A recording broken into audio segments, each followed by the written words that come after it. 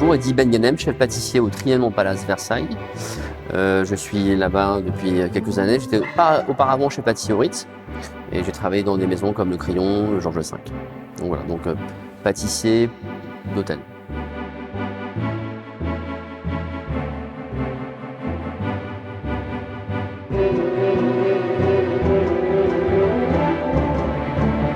L'école Olivier Bajard est une école internationale avec des élèves extrêmement motivés et surtout à la tête de ce projet-là, Olivier Bajard, qui est pour moi une référence dans notre métier.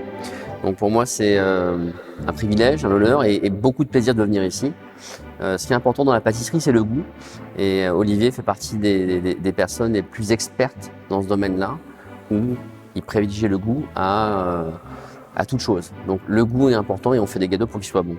Donc je me retrouve complètement dans cette philosophie, dans cet esprit. Donc d'où le nom du stage, Esprit Grand Chef. Et je suis toujours très heureux de venir ici.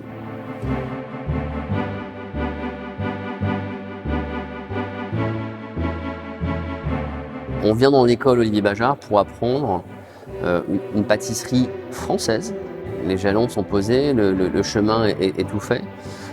Et quelle que soit la culture, les élèves viennent pour apprendre quelque chose de très particulier qu'on retrouve ici.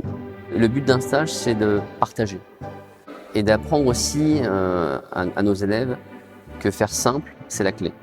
Les 2 premiers jours, c'est vraiment une partie où chaque élève travaille mais suit le fil conducteur du stage, donc qui sont mes desserts.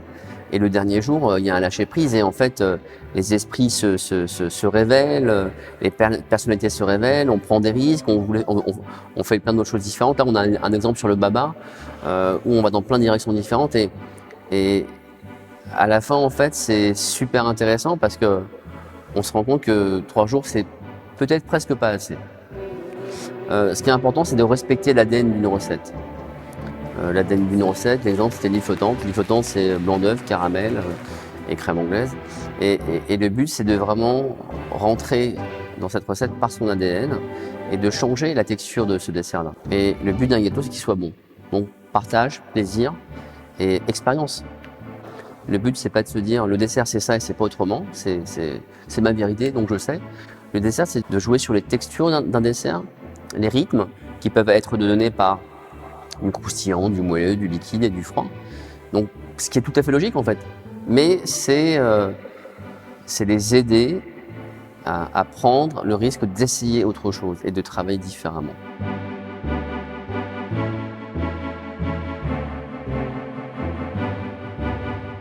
Les élèves ont une opportunité extraordinaire de pouvoir faire des stages avec plein de professionnels qui sont reconnus dans ce milieu-là. C'est une opportunité incroyable et si j'avais eu l'opportunité de le faire à leur âge, je l'aurais fait sans aucun problème. Partager, c'est la clé. Il faut être curieux, donc soyez curieux, soyez curieux, prenez des risques, posez des questions, essayez, trompez-vous, faites des erreurs. L'erreur est la base même de l'apprentissage. Quelqu'un qui fait pas d'erreur, c'est quelqu'un qui fait pas grand-chose en fait. On veut savoir pourquoi on a fait une erreur, pourquoi ça marche pas, et c'est là où l'apprentissage est très fort.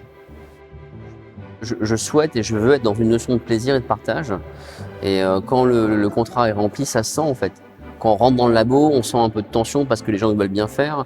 On sent aussi de la fierté d'avoir fait un truc qu'ils n'avaient jamais fait.